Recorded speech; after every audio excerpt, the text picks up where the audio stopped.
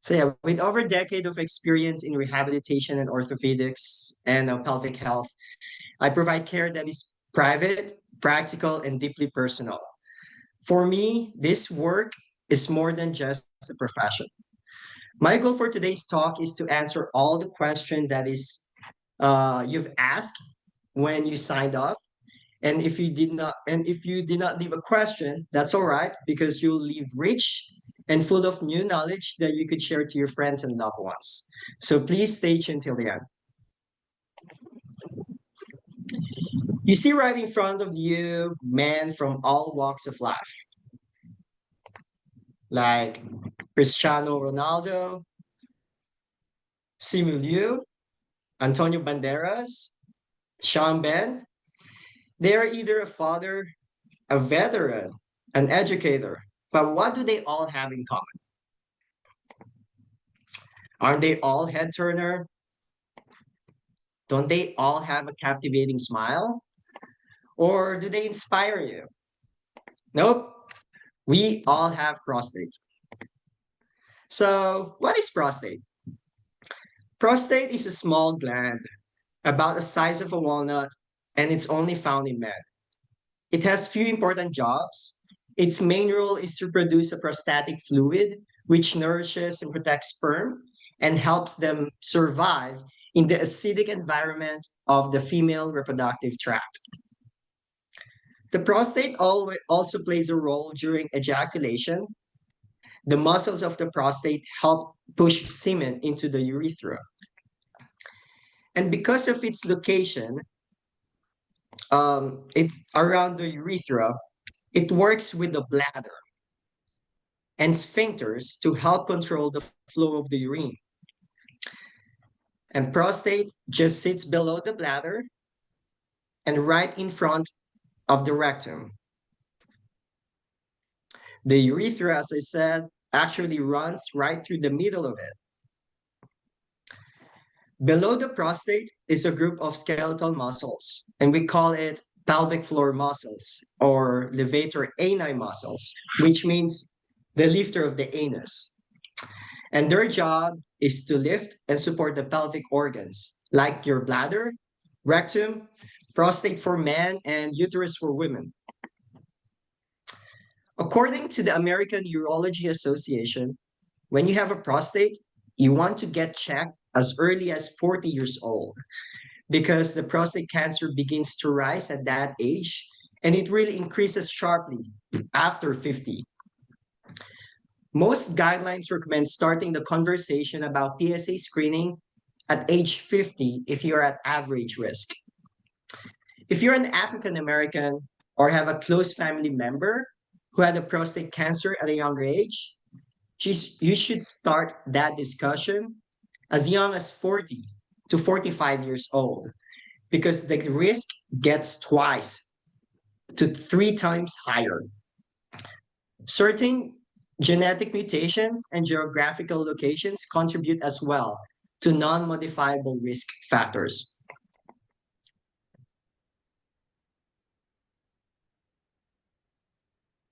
So last 2023, Public Library of Science Medicine published this large umbrella review looking at dozens of high quality studies and even genetic data to sort out what really drives prostate cancer risk. They have reported that being overweight, eating too much processed meat, dairy, and fat increases the risk. On the flip side, being active, eating more fruits and vegetables, and possibly nutrients like lycopene from tomatoes may help lower the risk. Through the years, medical treatment for prostate cancer has continued to advance because of science and technology.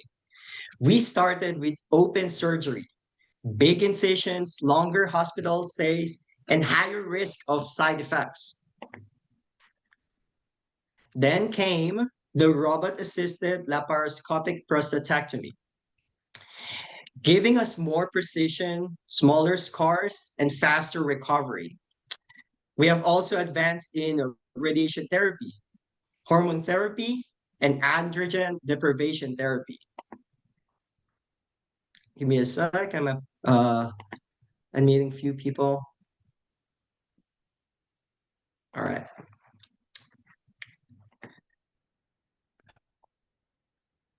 But what we should be more excited about is the testing, targeted therapies, immunotherapy, and AI-driven precision medicine. Give me a sec. I'm getting. Let me. Everyone's mute. Let me turn that. Okay. Now everyone's mute. Think about that. So yeah, as I said, we should be very more excited about the genomic testing, targeted therapies, immunotherapy, and AI-driven precision medicine. But everyone, both the risk factors and medical treatments are beyond the scope with our discussion for today. So if you find yourself wondering or curious to know if you have symptoms that warrant personal visit to your doctor, take these two most commonly used questionnaire.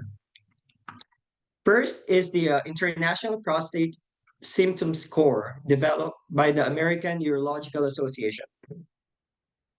It's a short survey that asks about bathroom habits, like how often you feel the urge to go, how many times you wake up at night, whether your stream is weak or if it stops and starts. It also asks one very important question. It's your quality of life, about how bothersome your symptoms are. Next, I want to introduce you to SHIM. That stands for Sexual Health Inventory for Men.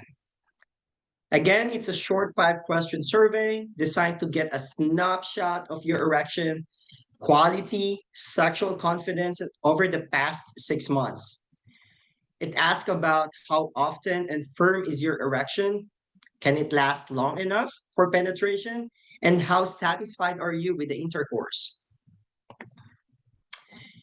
In your screen is just a snapshot of signs and symptoms and side effects of treatment and surgery of a prostate cancer. Urinary leakage and urgency in weak stream, erectile dysfunction, decreased libido or desire, tiredness and low energy, changes in your bowel movements, mood swings, and bone destructions. In my personal experience, I see most of my clients initially mostly because of their urinary issues, but after months of resolving the issues, they come to conclusion that there's more to discuss and talk about, and that's their sexual function. And that's what I'm very fond of seeing all my clients to get to know both sides, the bowel and sexual rehabilitation after prostate cancer surgery. So we've just talked about prostate cancer, its risks, the treatments, and what men can expect after surgery or radiation. Now, here's the important part. While surgery and medical care focus on removing the cancer, they often leave men with real challenges, real bedroom and bathroom challenges, real social anxiety and isolation, real depression and hopelessness. And this is exactly where pelvic floor physical therapist comes in. If you're diagnosed with prostate cancer, I'd like you to know that you are not alone. Next thing that you have to do is look for a pelvic health physical therapist. Pelvicrehab.com gives you a directory of highly qualified doctors of physical therapy based on your location. As a pelvic health uh, as a pelvic health specialist, my role is only to help men rebuild your strength, regain your bladder and sexual control, and help you return to the activities you love and spend your quality time with your family and loved ones. But before anything else, let me help you understand pelvic floor muscles, its location, and why does it matter when you are dealing with prostate conditions? Here's a video. There you go. So think of your pelvic floor muscles as a group of muscles sitting at the base of your pelvis, kind of like a trampoline.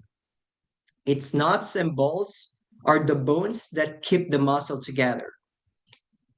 After surgery, these muscles have to work harder and longer.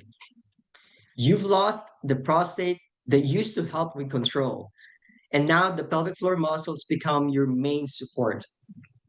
Your pelvic floor muscles are just like any other muscles. They get tight, weak, and out of sync. But the good news, these muscles can be trained.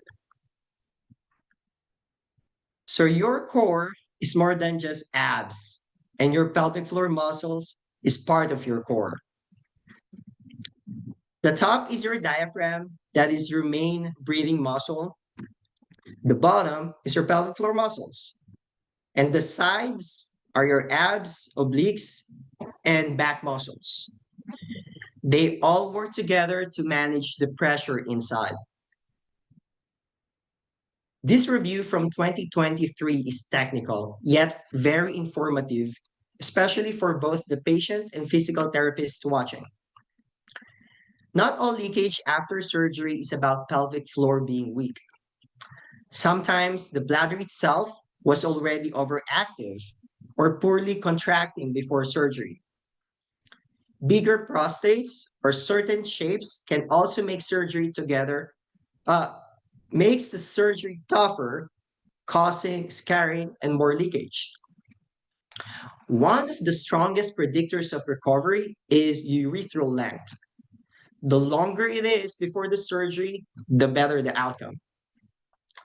On the surgical side, newer techniques like bladder neck preservation, urethral reconstruction stitches, and Retsch's sparing prostatectomy have all been shown to improve continence outcomes significantly. Oh, by the way, I have a QR code on each slide that you can take a photo of, and that will go right away to the Google Maps. Where's my artesia and where's my location? Going on, this study published last 2022 introduced an exciting new tool, which is transperineal ultrasound, to watch how the urethra moves after prostate surgery. Instead of just counting pads, we can now see the urethra and bladder neck in real time, while at rest, during contraction, and when straining. And too much urethral movement, we call it hypermobility, is linked to more leakage. Again, the more urethral movement it is, the more leakage. So really have to strengthen the muscles. So this approach could help us explain the problem to the patients, track progress, and better target therapy. That's why you get to see your pelvic health physical therapist sooner. This is because of the fact that we can help you. This research has reviewed multiple high-quality studies. They found out that those who did pelvic floor muscle training before radical prostatectomy has showed 36% more likely to be dry by 3 months. American Urological Association gave a conditional recommendation to offer to all patients pelvic floor muscle training before surgery.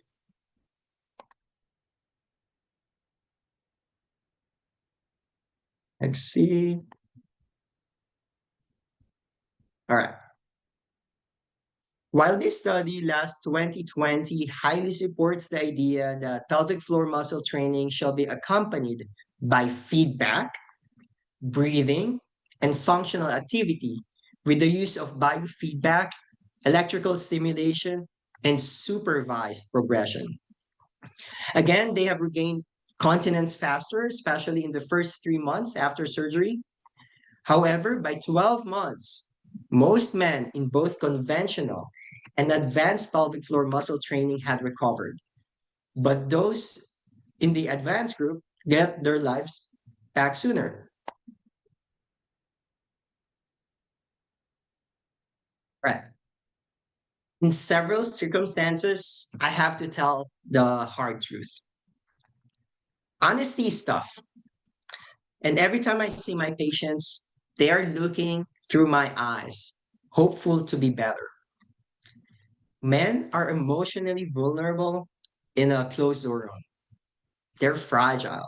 So it's a challenging position to be in. I need to be sensitive on their current situation. However, I have to lay out facts based on science. And according to American Urological Association, I should inform my patients that surgical treatment as early as 6 months and at 1 year if the bothersome stress, urinary incontinence, or leakage is not improving despite conservative therapy. And by the way, the guideline does not set an exact pad count or leakage weight to define bothersome. Instead, it's about how much leakage impacts your daily life. So it's based on your personal reasons, your opinions. So your bothersome may not be like others. So this is what I do.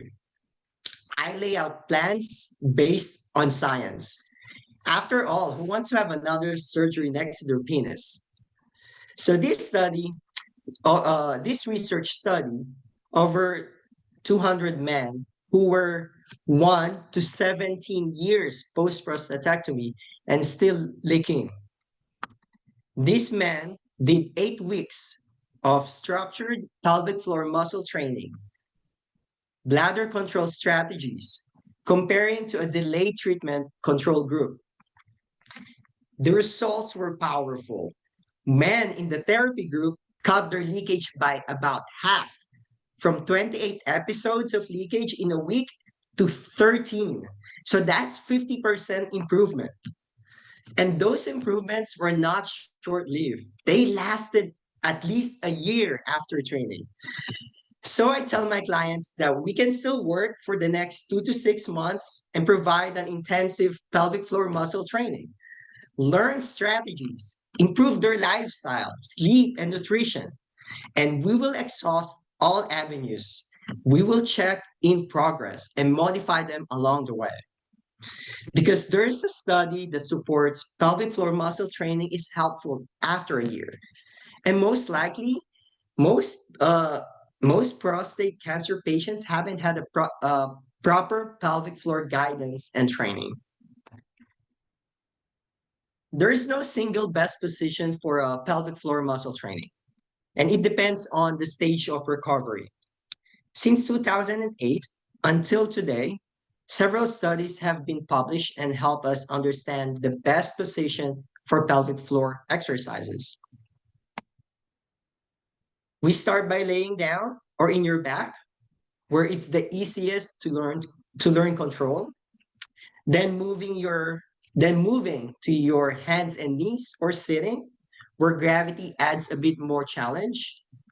Next is standing, where the pelvic floor has to brace and respond to pressure. And finally, we train in real life movements like walking, jogging, and running, where the pelvic floor works the hardest. Just like any muscle program, we start simple, then add challenges until it's ready for real life situations.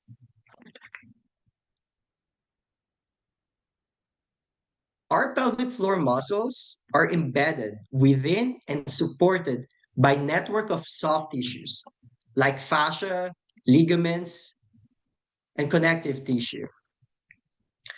Our pelvic floor muscles do not work alone. It's all connected. This is supported by several studies, and few of them are in your screen. These soft tissues help with supporting our organs, transmitting force and load, and coordinating with other muscles.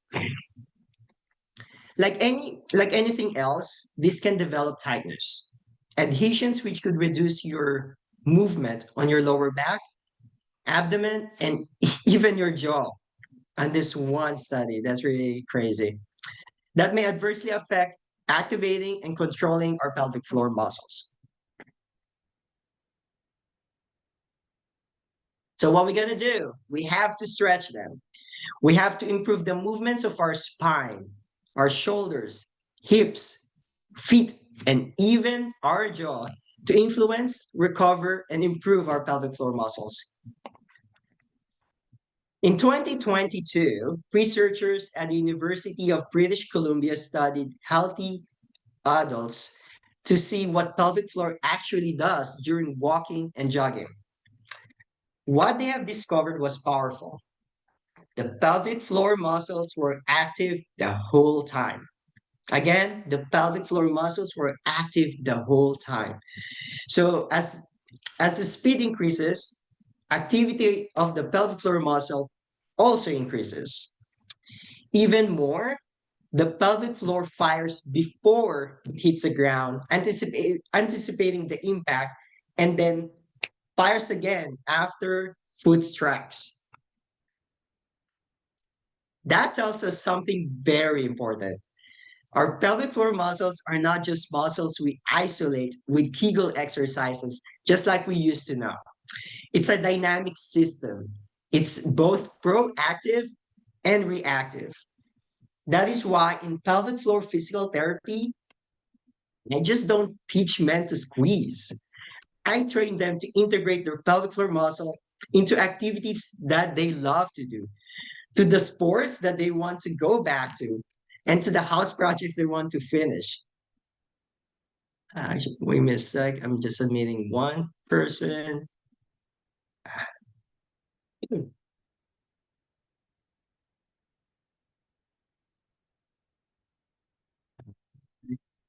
Okay. So for sexual symptoms, the American Urological Association guidelines don't always call out exercise by name, but they strongly support discussing all treatment considerations, including lifestyle changes as first line options. In fact, they have stated that men who received tailored advice on exercise, diet, and weight loss are more likely to recover normal function after 2 years than men who only receive general guidelines. General guidance. A large review in 2023 looked at 11 high quality studies with over 1,000 men. They compared men, sorry about that, they compared men who did regular aerobic exercise, like brisk walking, cycling, and swimming, to those who did not change their habits. So the results is astonishing. The exercise group saw an average improvement of about 3 points on the standard erectile function score. And that's enough to move someone from mild into normal erectile dysfunction, from mild erectile dysfunction to normal. While men who started with more severe erectile dysfunction saw the biggest improvements. And this year, 2025, a major, a major study from Galvao and colleagues looked at the role of exercise in prostate cancer. They were comparing supervised resistance and aerobic training against usual care. And what they found was striking. The men in the exercise group reported better erectile function and higher intercourse satisfaction. American Urological Association mentioned lifestyle changes, and that includes checking our overall health above and below the belt. So we shall check ourselves. How much do we move in a 24-hour day? How much do we allot in a day for exercise? Well, the American Heart Association recommends to get at least 150 minutes per week of moderate intensity of aerobic activity, or 75 minutes per week of vigorous aerobic activity, or a combination of both, preferably spread throughout the week. But here's more. American Heart Association also recommends moderate to high intensity muscle training activities such as weight training at least 2 days per week. They believe that this will improve overall blood circulation. It's for our own good. We will have a better health of our heart, which means we will have a better penile blood flow. I'd like to remind everyone that our penile arteries are smaller and are very sensitive to changes. So that's why if we have changes in sexual activities or in our penis while we're still young, we might want to get our heart checked. So 2 days a week of resistance training, according to American Heart Association. But what's that mean for prostate cancer? I admire Dr. Robert Newton, because of his dedication to resistance training for prostate cancers. In our screen are three of his many published studies. He studied men who were starting androgen deprivation therapy for over 12 months. He found out that those who started early on supervised resistance, aerobic impact exercises had much better strength and physical function at 6 months, and improvements in walking and stair climbing than those who started late. However, for those who are late starters, they caught up in 12 months. But this study reminds us that early exercise prevents early decline.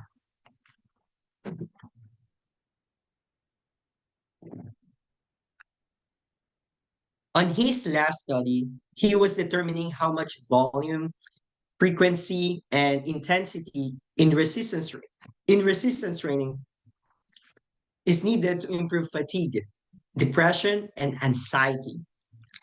He found out that moderate to high intensity, even fewer repetitions and sets, again, even fewer repetitions and sets listed on your screen is enough to get significant improvements in energy and quality of life. They are less anxious and depressed. So this study reminds us that more doesn't always mean more benefits. Well, many men engage in receptive anal intercourse or anal sex, but most clinicians don't ask this. In fact, only 12% of providers ask about sexual orientation, and only 8% ask directly about anal sex. Even they know when the patient is gay or bisexual. We are fortunate to live in an accepting country, at least in my opinion. Doctors and surgeons in United Kingdom have formulated what is probably the world's first clinical guidance on anal sex before, during, and after diagnosis and treatment for prostate cancer. This consensus guideline recommends that men shall abstain from receiving anal intercourse for a period of time. Here's the practical timelines from the general consensus. Before PSA testing, please avoid anal sex for at least 1 week because sex can affect PSA readings. After the transrectal ultrasound guided prostate biopsy, please wait for 2 weeks before resuming to lower the risk of bleeding and infection. While after the transperineal biopsy, a shorter wait of 1 week is recommended. After radical prostatectomy, please wait for 6 weeks. At this stage, the body needs time to heal the connection between your bladder and your urethra, and early penetration could worsen the leakage or pain. During external beam radiation therapy and for 2 months afterwards, Please avoid anal sex because radiation can inflame your rectal tissue and increase the risk of long-term rectal bleeding. After a permanent seed brachytherapy, please wait for 6 months, and this will minimize the risk of radiation exposure to your partner. And finally, the high dose brachytherapy, please wait for 2 months before resuming receptive anal intercourse. Well, all of these can be overwhelming, but rest assured that we have respected support groups and trusted websites to promote hope, support, and resources. Top of my list is the Zero Prostate Cancer, where most of my clients are from, Prostate Cancer Foundation, and American Cancer Society are the leading organization of this great cause. Remember, you are not alone. I hope that by the end of this talk, you'll take away 5 big points. First, know your signs. Knowledge is power, and any urinary, bowel, or sexual changes should never be ignored. Second, know your risks. We cannot change age, family history, or race, but we can choose a healthier lifestyle. Third, talk to your doctor. Have an open discussion about PSA checks starting as early as 40 to 50.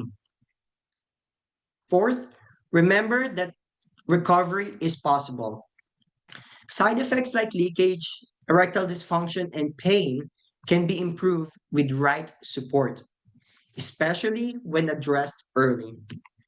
And finally, call me, reach out to me, reach out to those who can help you medically. We are here to guide you through recovery, rebuild your confidence, and help you get your life back. Well, that was a wrap. Well, in your screen is my QR code. That is directly to my Google Map and website. Send me a message if you have further questions. Share my contact information and this material to everyone who needs help. And again, thank you so much for spending your blessed Monday with me. It's been a pleasure sharing the latest research and body of knowledge to each of you. Again, it's an honor to be part of your journey. And never hesitate to reach out if you have any questions. You are not alone, and stay strong. If you still have time, I am going to answer some questions that was sent to me. If not, please share my information and expect a thank you email by the end of the day. And thank you so much.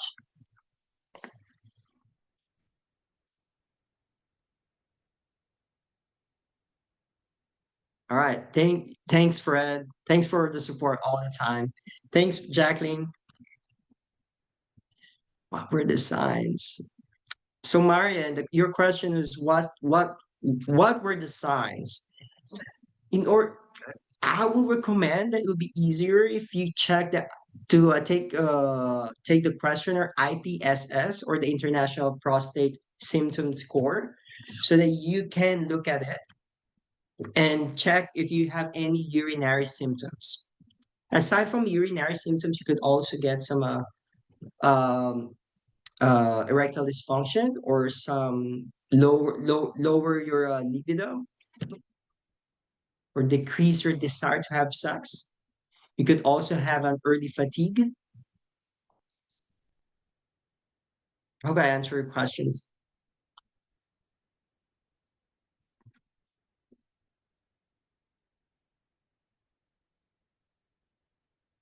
Right. Best operative exercises. Definitely, you could start with some stretching for your